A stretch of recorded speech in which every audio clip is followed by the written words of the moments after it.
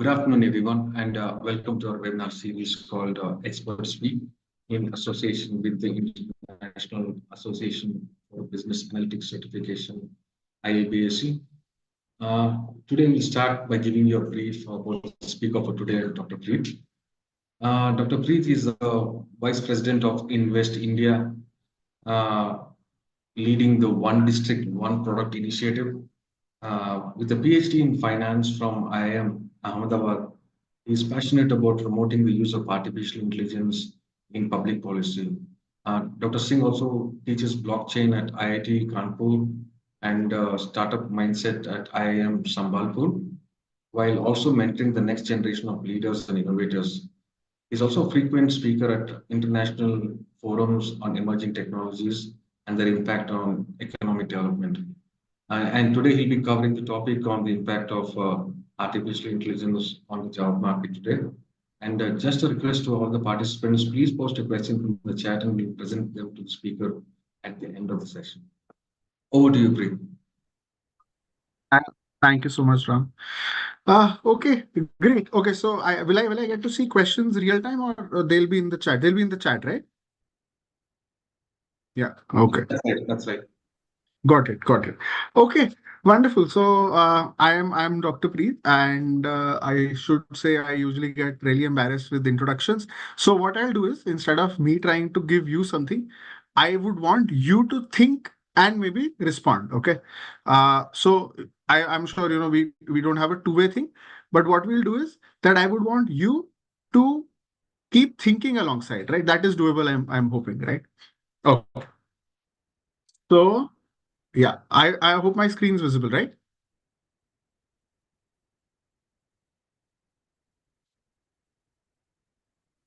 Okay. Is it visible now? Yeah, it's visible. Yeah. Okay. Okay. Great. So I want everybody to just think, what does a manager do in a restaurant? Okay. And we can all formulate answers. Honestly, when I think of a restaurant, I think of one of the fast food chains. So just take any fast food chain, take any cafe's example in your head, and just think of what a manager there does, right?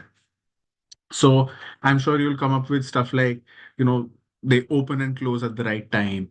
They ensure inventory, there is food, there is raw material, there are consumables, there are glasses, cups, cup holders, ketchup, tissues, all those things, right? They ensure that there is always enough staff. They ensure that there is always enough work for all the staff, right? They ensure that everybody has a clear job. There are people who are hired. There are people who are given that task to be done, and all those things, right? So that all remains, right? Uh, what else does a manager do? A few other things, right? I'm sure there are a few other things that a manager does. There is, of course, execution, which is that they ensure that washrooms are clean, the tables are clean, the doors are open, uh, the counters are clean, everything else, they're just managed, right? Just think of it in a very basic way, right? Now, assuming a world where all the employees are wearing a headset, wearing headphones, right? All the employees are wearing headphones, right? AI has no vision or internet, so that's fine. AI is not connected to the internet. AI has no vision. AI is just connected to the cash register, right? And it can take yes or no as inputs, right? So headphones, yes, no as inputs, right? You know how those kidnapping movies are, right? Just very simple on that, right?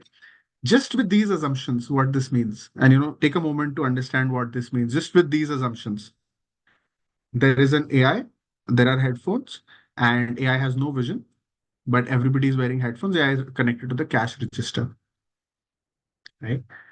Uh, so the AI can actually talk to every employee through an intranet, not internet, through an intranet, through any sort of Bluetooth connectivity, NFC connectivity, any of those connections, and says, okay, are you standing at the counter? Are you standing at table 27? And this person says, yes. Is table 27 clean? This person says, yes or no, whatever. And then they say, okay, if it is not clean, can you go to cupboard number 3? Okay. Are you at cupboard number 3? Okay. Can you take out a mop? Okay. Have you taken out the mop? Yes. Can you go to table 27? Yes. Can you clean table 27? Yes. Is table 27 clean now? Yes. Done. Right? Just take a moment. Nothing that I have said right now, nothing that I have said is something that requires a lot of computation or a lot of skill or anything, right? It might require, of course, a repository of where things are kept, what each workflow is like. Like, for example, the table cleaning workflow involved a cupboard, a mop, and doing and then keeping the mop back. Actually, I forgot to keep the mop back. Sorry. That's why I probably can't be a great manager. Right. So the AI won't forget. The AI will tell you, can you go back to cupboard 3? Okay. Are you in front of cupboard 3? Okay. Can you keep your mop back? Okay. Great. Close the cupboard. Right. So the AI has successfully done something. There is a lot of micromanagement. I am with you on that totally. But the AI has been able to do this, right? Uh, Expand this example to everything that you can think of. Expand this example to tissues. Are there tissues on table 27? Are there straws at the counter? Is there a glass in the glass holder? Are there enough wrapping material? Are there enough potatoes for French fries? Are there enough French fry boxes? Right? So expand this fully, right?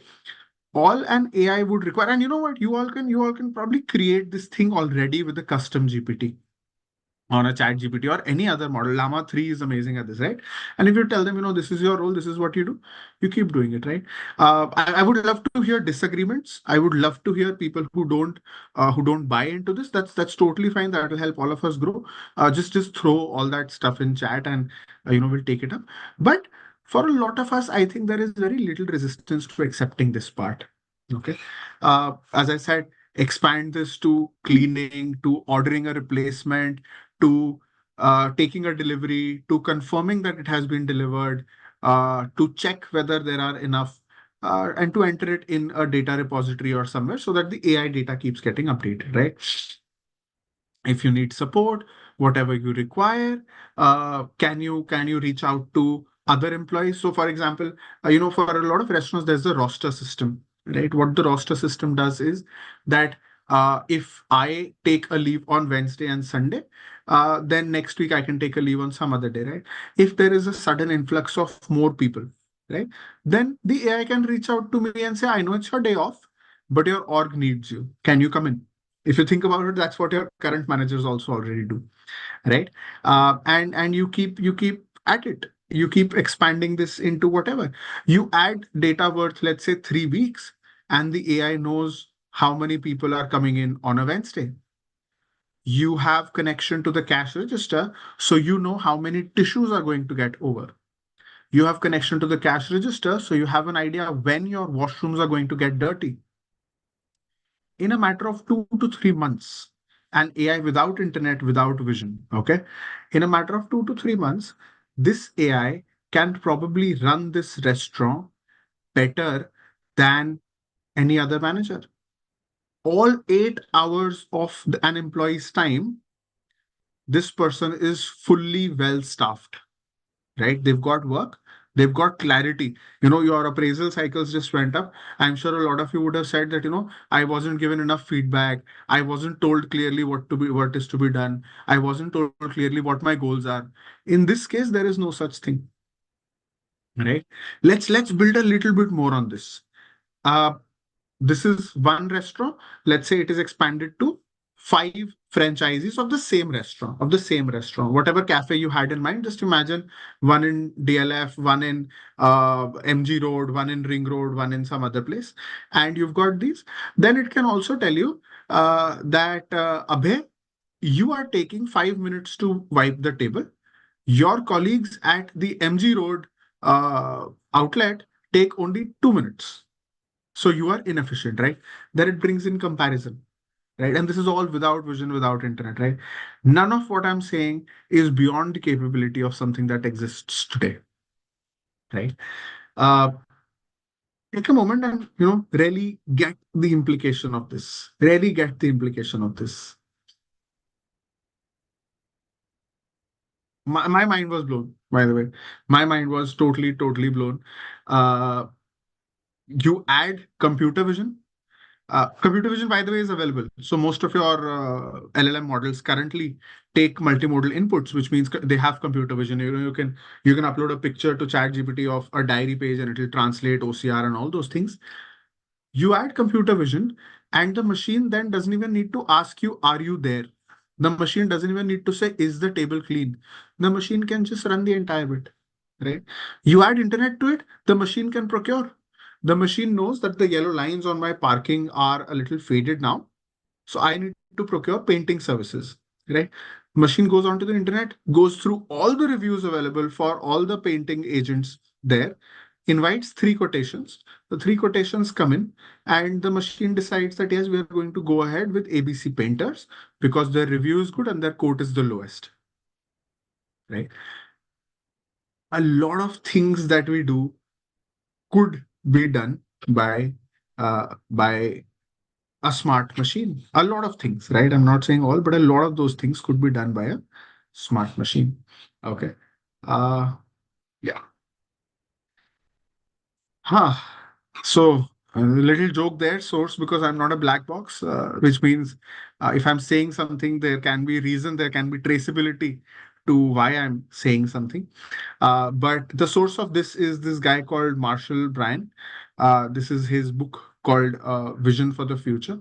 He, in fact, talks about a very different vision also. There are two visions of the future. One is the vision that I just told you, and in his talk he says we can actually have this same software across organizations, and then inter-organization communication becomes easy. Bank reconciliation becomes easy. Your debt receivable, your credit notes become easy. Your delivery becomes easy, right? Because the machines are coordinating. There is no human element to it. There is no emotion to it, right? He takes a very different view also. He says, what if all this good were to be put into science? And what that would allow is that we all get the lives that we would want to lead.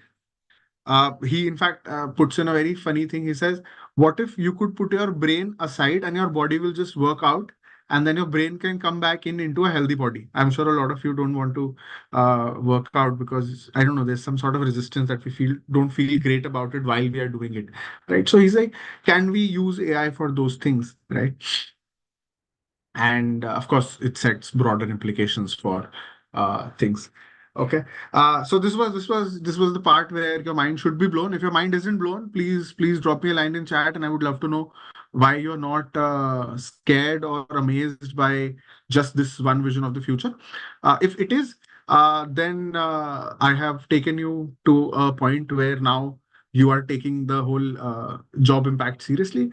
And on that note, we should also look at, have we been here before, which is the sub theme for this section, which is, have we been here before? Do we think that a new tech will take up our jobs, right? I really like this one meme that says first time, and title says fourth time lucky, which is an indicator of fourth industrial revolution. Uh, so we had ATM machines. We had ATM machines, and a lot of people had said that this will reduce the jobs for bank tellers, right? The jobs in banks will go down, right? Uh, Actually, a lot of research will tell you exactly opposite happened. ATMs allowed more banks to proliferate. It allowed people to use their cards and financial instruments at multiple locations. It allowed people to trust the bank with more of their money, and business went up. And nobody could have really predicted this, right? Nobody could have predicted this. It made sense because there were tellers who would just do exactly what an ATM does. An ATM would be far more accurate also. And uh, why would a bank want a teller anymore, right? Uh, so that's actually a wonderful case in point that I like. This was a different case. These are telephone operators, right? So what they did was that when we moved from switchboards. Like, if you see what they're doing is they're actually, okay, you want to get connected to A, B, and C. Okay, I'm going to plug this in here and you'll get connected to A, B, and C, right? And then they move to an automated system. Like right now, when I call somebody from even my landline, I don't have to talk to a human and say, I want to talk to Priya or somebody, right? It automatically connects me to Priya, right? So when this came about, they did a study, and this is considered as one of the very few places where it was observable, right? They felt that, yes, there was a difference in the jobs that these women had, right? A lot of the jobs that these women had did not remain after the automated system came in. This is considered as a big example of how technology reshapes work and other things, right? Now, what this also told us was that a lot of these people got re-employed on a different job role. It was predominantly done by women. I don't know why, but it was predominantly done by women, and those women got other secretarial positions later, right? So net, there wasn't enough job loss, right? So we have at least one clear study for this, right? I thought it'll be fun to look at a few statements. So the first one says, new disease, readers may not have heard, but technological unemployment will be a big thing, right? I'm sure all of you are having thoughts that are congruent to this, that, technology has caused this person or will cause this person to be unemployed, right? This was said by none other than John Maynard Keynes, like an amazing economist who got so much right. This is the guy who got the Great Depression right. This was 1930. Then it said, if we understand the nature of our skill and teach machines, those machines will replace our employment. Right? Ye to I'm sure a lot of you can bet is said about AI, because we're teaching them our skill and teaching our machines to replace our skill, and the machines will eventually one day replace us, right? So they definitely think about this, right? This was said sometime in 1940s or 1950s, right? Uh, there's just one more. A role of humans as the most important factor of production will diminish the same way as the role of horses had diminished, right? And this is 1983. Uh, why I wanted to bring this in was that the anxiety that we all feel about a machine, a technology, or even a tool that will cause unemployment or put us out of a job, this is very natural. This is something that has happened many times in the past. If you just see those three examples, 1930 is 100 years ago. 1930 is when I think the Second World War was going on. 1930 is around the time, I think, before penicillin was publicly available, right? Before you had commercial jets, right? And at that time, people had thought that this will happen. Do we see as many people unemployed because of that reason? No, no, we don't, right? So, one of the things that we all have to understand with all this narrative that is being built around us, I was reading, I think, one of the leading newspapers 2 days ago.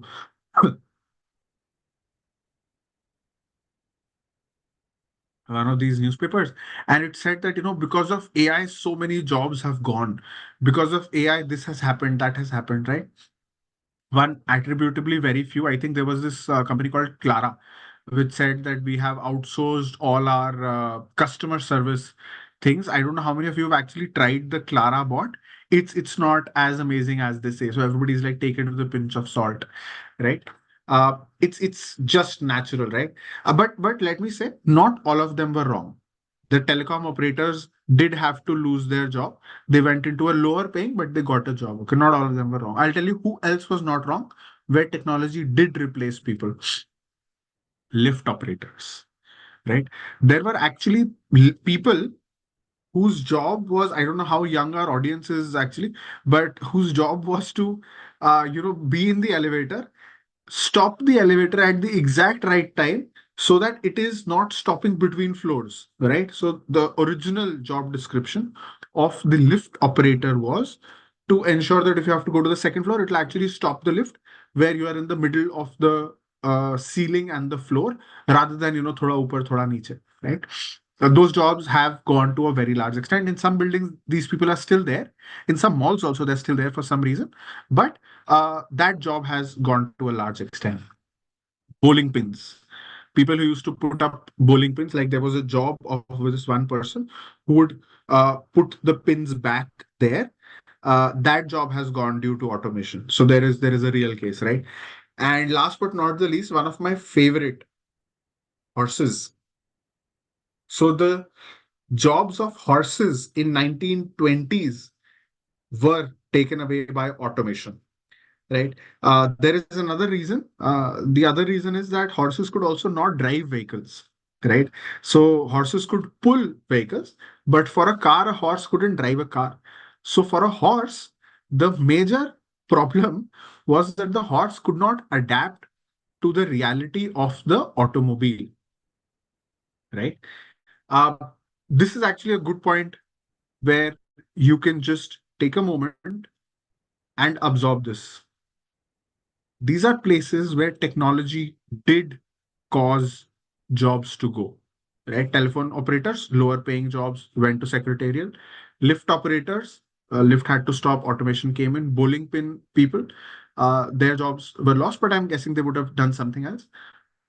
Horses. Horses were the most unemployed animal, let's say, including humans, when the automobile came in because the horses could not drive those cars. Just draw a parallel to AI right now. Just draw a parallel to AI. Are you the horse that cannot adapt to AI? Or are you the horse who can actually use AI to create a faster, a better outcome? Right? Uh, let me I'd love to have questions. Let me still just move up to give you maybe a different perspective, a different way to think about this. I'm sure some of you already are way ahead in this and know much more, but I'll still share my bit. So every job is actually a combination of tasks, right? I had read that a doctor doesn't only doctor, but a doctor also does other things like documentation, like communicating with parents, like explaining things, like writing prescriptions, and not just, diagnosing and prescribing a medicine. Like, honestly, a lot of doctors would have been very, very happy if this was their job. This sadly isn't their job, right? Think of your job. I understand some of you might be business analysts, or some of you might be coders or experts or developers, right? Do you get to code for 7 hours in a day? I'd be surprised if some of you code for even 7 hours in a week, right?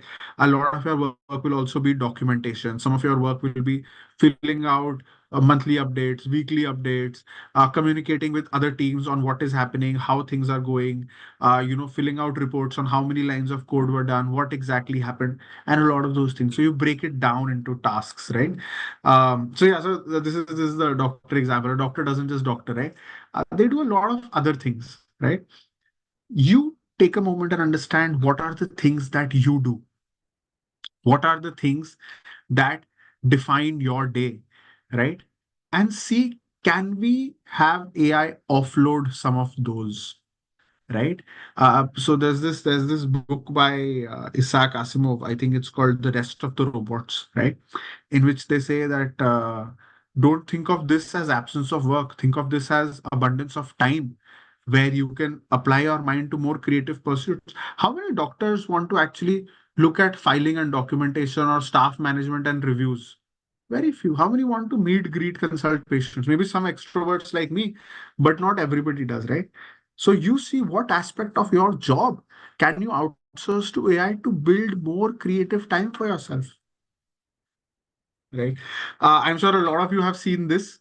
It's by this author who had tweeted, and it went viral to a lot of places, that instead of doing my laundry and dishes, it is doing the creative work, right? So this is a very well put, very nice pop culture reference to where we would want things to be. And what strikes me is none of us like laundry and dishes, right? Some of us also don't like writing, by the way, but none of us like laundry and dishes, right? So that is something that can definitely go. very few of us like documentation, maybe except lawyers, right? So that is something that can go, right? Uh, Another way to look at it is as a cyborg or a centaur. So there's this professor, Ethan Mollick at Wharton School of Business, and he says a cyborg is somebody who works with one hand as a human, with the other hand as an AI powered being. So, for example, if you are reading something and you're taking notes and you use AI on the side to help you out with this part, he says that then that means that you're a cyborg because you're using it together, right? As a centaur, he says that if you get AI to do clearly defined tasks for you, like all your news reading is through AI and you do whatever else you do, he says then you're a centaur, half AI and half human, right? You'll have to see for yourself what is the approach that you have in your mind for AI, right? Can we use it to increase our ability? Can we? So one of the researches that is coming out, one of the very strong researches that is coming out is it reduces the gap between low performers and high performers. So high performers use AI reach here, low performers use AI and reach here, right?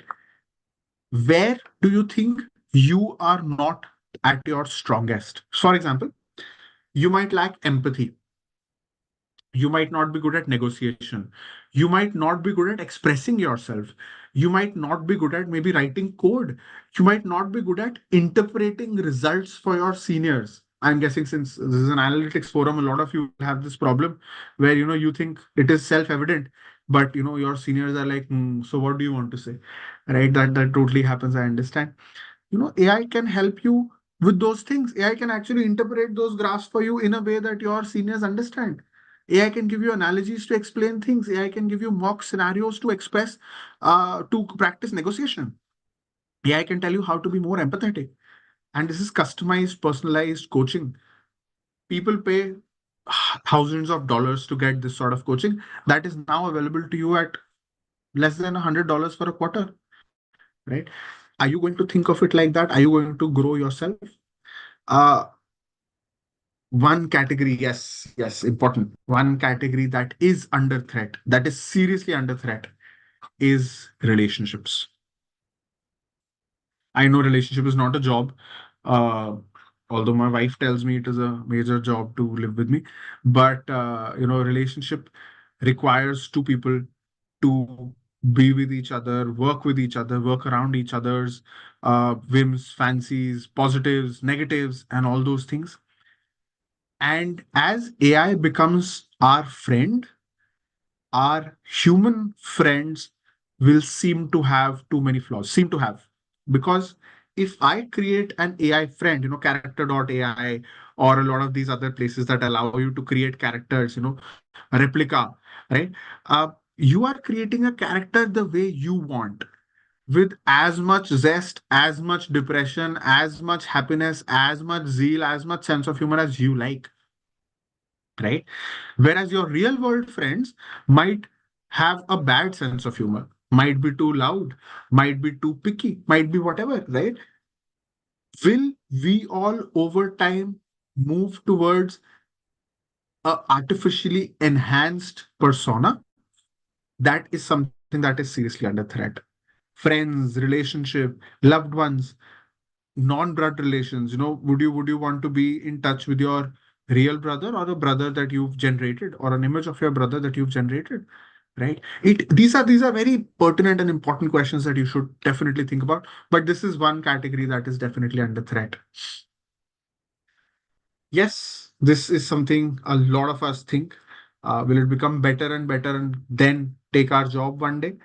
uh, my usual retort to that is, if you don't learn it today, somebody else would learn your job and they will take it. If you look at AI as a threat, uh, then understand that somebody else is using AI as a strength. So your job might not go to AI, but it might go to somebody who's using AI, right? If we were able to upskill, then there is no dearth of jobs, then there is no dearth of anything, right? If we were able to increase our knowledge, our gamut of activities, our ability to undertake tasks, the quality with which we deliver an output, right? Then there is no way in which somebody else would be able to do it better than us or instead of us, right? Uh, so this is another thought experiment. Uh, what if there are no jobs, right? One answer to that is that there will be new jobs, right? For people who used to arrange the bowling pins, the kettles that you have in bowling, that you follow, those bottle shaped things, bowling pins. Somebody used to keep them back up, right? That job is no longer there. What are these people doing? They're probably doing something else. They're probably running their own bowling alleys. They're probably wiping floors. They're probably looking at maintenance. They're probably helping out with pool tables. I don't know of many pool tables that stack themselves up, right? So, can you upskill for a new job? Can you reskill for a different outlook? Can you do something completely different? This is not the era where you start with one job, end with the same job. This is not even the era where you start with one profession and end with the same profession. It is likely that most of us on this call will have three professions in our working life. Easily three professions. Three professions means you start off as a chef, you become an entrepreneur, then you become a consultant in whatever order possible, right? We will have multiple of those, and we need to be ready with that, and we will have to retrain, right? This is just part of my closing. Uh, I'm sure a lot of you have studied economics and you understand absolute advantage and comparative advantage. I'll still repeat. So, an absolute advantage is I can produce three shirts in, let's say, 5 units of labor. You can produce three shirts in 2 units of labor, right? So, you clearly have a absolute advantage in this, right? Now, I can produce 5 shirts in 3 units of labor. I can also produce 10,000 trousers in 3 units of labor, right? Now, in this case, the comparative advantage will be such that it is better that I devote time to producing trousers, and somebody else, even if it is absolutely inefficient, comparably, if it is efficient, then somebody else should be producing those shirts, right? So while AI might be great at everything, there is an opportunity cost, there is a compute cost, there is an electricity cost. It is very possible that while AI is good at everything, it only ends up doing the most valuable ones. And these things, no matter how efficient, are still left to other humble beings like you and I, right? Dishwashers are a great example of this. Dishwashers are a great example of this. Uh, Also, to build all this technology, to deploy all this technology will require a lot of work. So they say that when there was the gold rush in California, people made lesser money from the gold than California made from tourism, from sale of denim, from sale of spades, and from the entire rush that was there for people, that's clamoring to get something done. Uh, Another perspective, this is from IBM, is that you get tech that allows you to do something, let's say 50% more efficiently. So the first thing that you can think of is, okay, let me reduce 50% of my human cost, right? So my bottom line becomes better.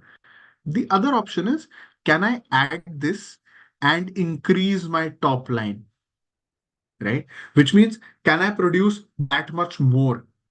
Can I produce that much better? Can I produce those many varieties? Can I increase the size of the pie rather than increasing some small shares of that, right? There are two perspectives for some of you who are entrepreneurs or those who are close advisors to entrepreneurs. I would strongly urge that you explain this to ours that be, that in case they have this decision making ability, decision making point, they should totally look at increasing their top lines, increasing production, right? uh, yeah, there are some things where AI has already established dominance. uh, they, I think, beat Gary Kasparov in 2000, 2000, no, 1996 actually. 1996, I think machines actually beat Gary Kasparov, so they played better chess, right? Do we still look at chess? Do we still watch chess? Do we still think of chess as a game? Yes, we do. I think I use that in Shorts app, right? And it had this entire series on this new kid who has become one of our really young grandmasters, right? I think leading newspapers carried their picture.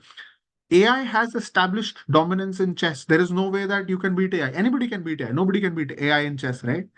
But you are still looking at 20-year-olds representing their countries to play chess. These are not 20-year-olds who are using AI to beat others. They are using humans.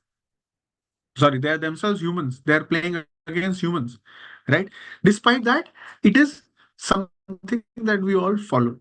So even if AI is better than you at something and the compute cost is low and the technology is fairly prominent, like you can get these programs for free. I think it's called Stockfish or something. You can get it for free. We are still following a lot of human chess. AI can create art. Have we stopped looking at artists? Not yet.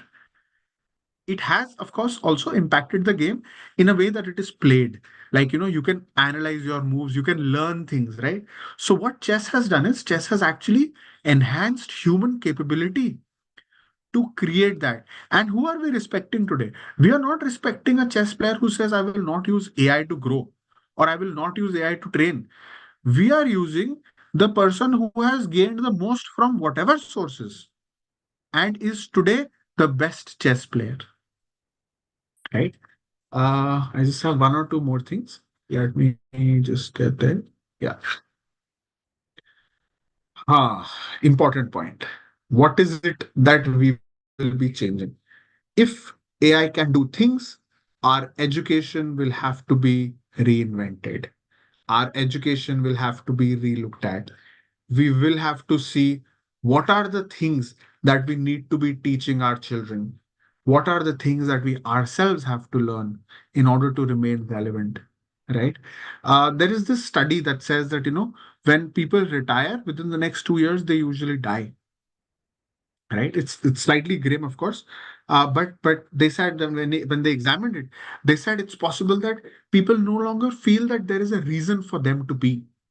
People no longer feel a great purpose, right? And which is why a lot of people just die out of, okay, there's nothing for me to do. We will have to define our purpose in life stronger than our jobs. If Ram just introduced me and Ram said, I am a vice president at Invest India, right? If I ask any of you to introduce yourselves, you will most likely focus on your work. Very, very likely you will focus on your work, that I am the chairman of this, I am the CEO of that, I am a business analyst at this, I am a data scientist at that, I do this, right? What you do for a living is so intertwined with your identity as a being that bond might have to undergo a change, given that we will be changing professions, given that there are things that do it better, even though chess players haven't done it.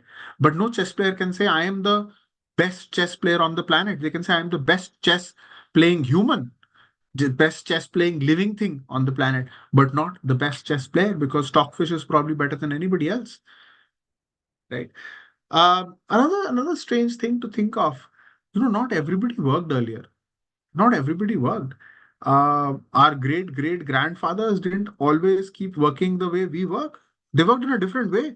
They didn't work like this. Old British society, not everybody worked. 300 years ago, they had a few people who worked, and they are aristocrats who didn't work as much, right? If I were to ask you how many of you want a leave tomorrow, a lot of you will be very happy off tomorrow, have fun, right? But I think at some point, if I were to say, what if you had a leave starting tomorrow, ending December 2025, a lot of you would be very worried about it, right? I think we'll have to measure those things. And another interesting thought, I'm just leaving this one thought with you before I close. If work is only a means to sustain, to earn money, what if we all got enough money to sustain? That is the proposition of universal basic income, right? Does suddenly life appear good to you? Or do you still want to do something? Because now, if you do something, if you get enough money to sustain, then you can do whatever you want. You don't have to think of anything that you count as drudgery in your head. If you want to do research, go do research. If you like data, a lot of people say, no, I'm working because I like this. You can continue to do what you like. You are just divorcing it from money. Right. So I think at some point, a lot of us will have to start feeling about identity, about what it means to work, what work means to us, and how we can ensure that we open up some part of our own desire of what we want to do rather than what pays us the most. Right. Uh, Jobs will always remain for those who can add value. The absolute and comparative advantage topics are really, really important for us to understand how, despite them being able to do everything better, they will not end up doing everything. Right. And honestly, that doesn't mean that some of you should not go start up your own firms where you employ a lot of AI and turn out to be a unicorn. And when you do, please remember me. I'm Dr. Preet. Thanks, Ram. I think I'll look at any questions. Yeah.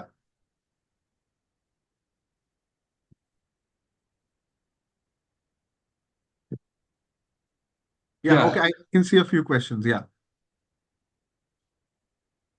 Okay, let me just start taking them. Any ethical considerations with associated with integration of AI in the workforce? Yes, yes. There are a lot of issues on that front in deployment. One major issue is bias. If I were to ask you what are the problems with humans, you will say, humans are biased. You will say humans are lazy. You will say humans lie. You will say humans sometimes get drunk and don't answer calls. You will say humans sometimes do favoritism. You will say humans give the wrong output. Those problems exist with AI also, right? Second ethical issue is AI is a black box. As of right now, no large language model will be able to tell you why this answer has come in, which means if there is bias, you don't even get to know if there is a bias, right? If I am from, let's say, Kerala, and I help somebody else who's also from Kerala, at least you'll be able to get that, oh, probably they've got a region thing going, right? For AI, you don't know what the reason is, whereas it could be bias. So lots of ethical considerations on that. How you should do it is always have a human in the loop. Always have a human in the loop. Human in the loop means the AI suggests possible options and a human exercise their judgment to choose, which is a slightly more ethical way of implementing AI in any situation. Right. How can individuals prepare themselves for changes brought about? As I mentioned, I think identity is major one. Second, I strongly, strongly encourage all of you to experiment with Gen AI. Up to I think Meta has launched AI on WhatsApp and Insta and other places also. Please experiment. When I say experiment, just try out stuff. Just try stuff out. You know why? Because then you'll be able to understand what the machine can do and can't do. And who knows, one of your interactions might help you big time in creating something new for your own work, right? Please explore, please learn, please try it out, right? And sensitize those around you. See, understand, WhatsApp was probably the only technology that the rich, the poor, the middle class, the amazing, the HNI, the hand to mouth, everybody adapted in India without much push, right? For AI, there will be hurdles. Your domestic help, your drivers, your bookkeepers, a lot of these people will require your help to get on board with this technology. Otherwise, it will create a digital divide, right? Specific skills and competencies that will be in high demand. I think, and this is a slightly counterintuitive question. A lot of you would have read Aladdin, right? And or any genie story. The genie stories go like you get a genie monkey's paw or Arabian Nights or whatever. You get a genie. You ask for something, and let's say you say something like, "I want to have a Midas." Midas, King Midas's story that I everything I touch turns into gold, right? The genie interprets it literally. You get that, and usually the last wish for everybody in this story is, can things go back to how they were, right? Uh, one of the bigger revelations for myself and a lot of people also is that we are not able to express what we want. We are not clear with ourselves what we would like. We are not clear with saying the right words about what we want. Try it out in your workplace. Try telling your junior what you want and see how they go wrong. Because when we say good, when we say crisp, when we say interesting, these are words that don't have the same meaning for everybody. I think of rain as something that is drizzling. A Londoner thinks of rain as something with thunder and lightning, right? The skill that will be in demand is somebody who can express themselves clearly. The second one, if I were to give you a magic pen, whatever you draw will come to reality, will become real. A lot of us will end up drawing really stupid things. The second big skill that will be very useful is the ability to know what to do with all these resources. You've practically got 1,000 interns with you if you have any of the GPT subscriptions or LLMs, right? You've got 1,000 interns with you. What do you do with those 1,000 interns? Do you just keep writing love poems? Do you keep generating images of dogs? Or do you write a book, maybe? Right? So that is the second skill that will be very much in demand, right? Opportunities for job creation, definitely. Implementation of AI, sensitization around AI. AI safety is such a big and upcoming area. Dubai is holding this prompt engineering competition with 1 million dirhams as a prize money. You've got new applications that will come about. Each application, of course, also has people who are not on the development side, developers, of course, not on the development side, people who take things to market, who do focus groups, who are marketing, who are selling, who are handling customer complaints, who are designing, who are manufacturing new products, Humane AI Pin, and there is this, I think, Blah Pin, and then there are a few others. These products come in. How do you use all this tech to create something new and of value, right? So lots and lots of jobs there. Any job sectors or roles that are particularly vulnerable? That's slightly hard. So one of the things that we had always feared was, can we in any way uh, create machines that don't replace manual labor? One of the first things that people had thought was robots would come in and replace manual labor, right? What we're now seeing is robots are actually replacing or doing the job of designers and creative ones, right? So I don't think it's like this. I think a lot of tasks that people don't like will be offloaded, and why they'll be offloaded is because people will be willing to pay the cost of experimentation with the machine for the machine to perform better, right? Opportunities for jobs, right? Sorry, did I miss something? Yeah. Product manager, project manager, manager scope. Yes, definitely. Naya. So think of it as this. What are the tasks that you as a product manager do? I know very little, but let me just throw a few things, okay?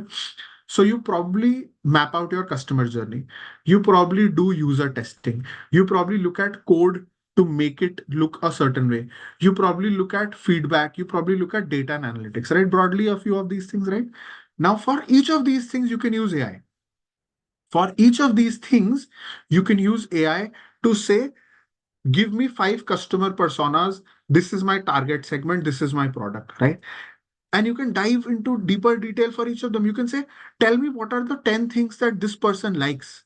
Tell me what are the 5 things that this sort of customer persona would want. Look at my homepage.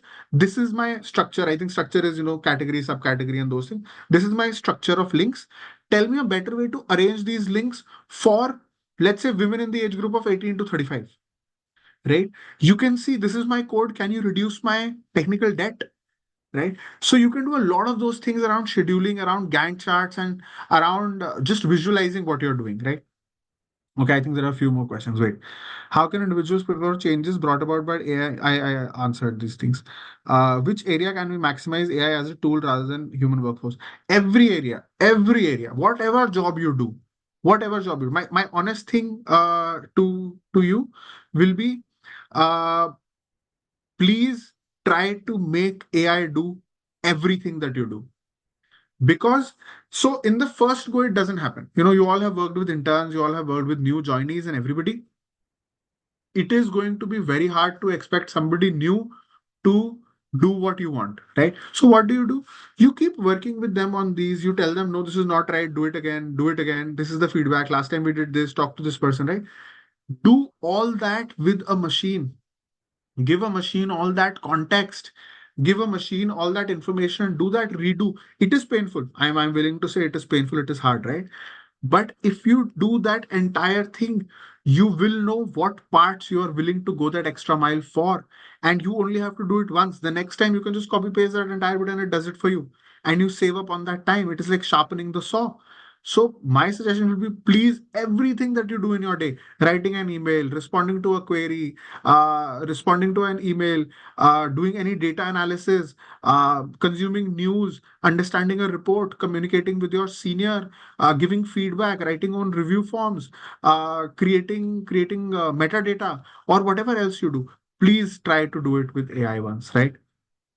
Which area can maximize, right? What are some examples of successful AI implementations in the workplace? What lessons can be worked? So, Abhi, Gen AI per se has been implemented in very few cases. It's too early to say that it has been really successful, but we are seeing a lot of places where one person plus AI is turning out to be equivalent to four people, right? So, and a lot of data teams have this, a lot of product design teams have this, marketing teams are increasingly using it. In fact, legal teams are using it, investment banks are using it. Goldman Sachs has done this amazing thing where they've said, we've got so much knowledge. Morgan Stanley or Goldman Sachs, one of those. We've got so much knowledge sitting in our PDFs.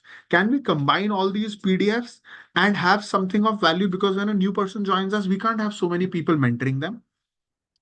LiveMint has a bot where you can ask it questions about recent news, right? Healthify has an amazing thing. So I'm not sure how many of you use Healthify. Healthify is an app where you log in calories, right? I am a fat person, so for me that becomes an important thing, and I am of course very lazy about entering my calories, right? So what Healthify did was it partnered with ChatGPT, and it said, what if people were to just click pictures uh, of the food they were eating, and we will tell them the calories. Clicking a picture is much easier than entering what food you are eating, right?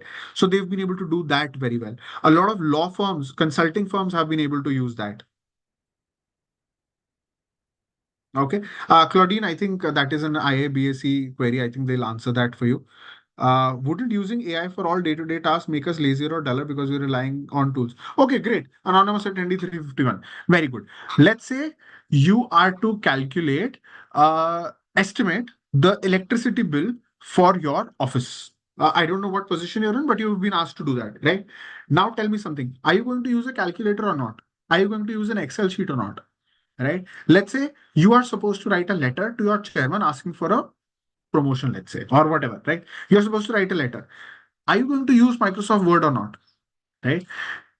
It will make things easier, yes. Will that extra time, extra bandwidth you get, will you use that bandwidth to improve yourself, to read, to apply yourself creatively? Or will you use it just to Netflix and chill? Because if you're going to use it to Netflix and chill, then irrespective of whether you use AI or not, one day you're only going to do Netflix and chill, right? It's a tool. Now, the second thing is, if you don't use a calculator, but I use a calculator, and we are in the same organization, then you have no right to say that, oh, I don't like this. No, this is not good. Oh, why did it happen with me? Oh, how come you are going to, home at 5 o'clock? I have to sit till 6 o'clock, right? So, as you make tools that make your life easier, like I don't see many of you trying to go on a horse cart saying that, no, it'll make us lazier, because with a horse I have to maintain, with a car I don't have to maintain. Actually, you do have to maintain cars, but yeah, it is a tool, right? If you think that you want to remain sharp, you can just tell AI that have a 30-minute conversation with me that keeps me sharp, right? So there are ways around this, but if you think that there would be a way around use of AI now that it has been unleashed and there are models in the public domain, I don't think that is going to happen. I don't even recommend that. That doesn't sound like a great idea. I don't think that will happen. Yeah. Do we have any other questions? Uh, okay. Ram, I guess that's it. Yeah, it's been brilliant, man. Seriously. I mean, I say it was pretty interactive, and we got to really get a hands on, how it will really touch our lives. Like, people need to get kind of, sensitized about, like, what are things to come. Anyways, thank you Great. so much for taking your time off, Preet. Really appreciate it.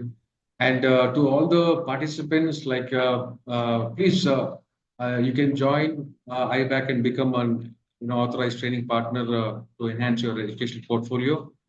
Visit us at iapsc.org for more information, and we will keep you all posted for the upcoming events, and we'll keep you posted by email or across all our social media channels.